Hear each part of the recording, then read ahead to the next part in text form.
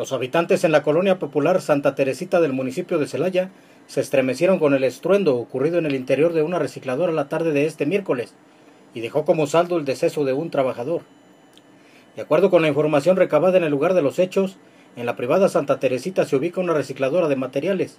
donde el hoy occiso Sergio Frías Vidal, de 28 años de edad, trabajaba e intentaba abrir un tambo con un equipo de soldadura cuando sobrevino la explosión que lo privó de la vida. A este lugar de la tragedia acudieron varias patrullas de la Policía Municipal y de Protección Civil, así como de la Subprocuraduría de Justicia de la Región C, con un equipo de peritos para realizar las investigaciones correspondientes,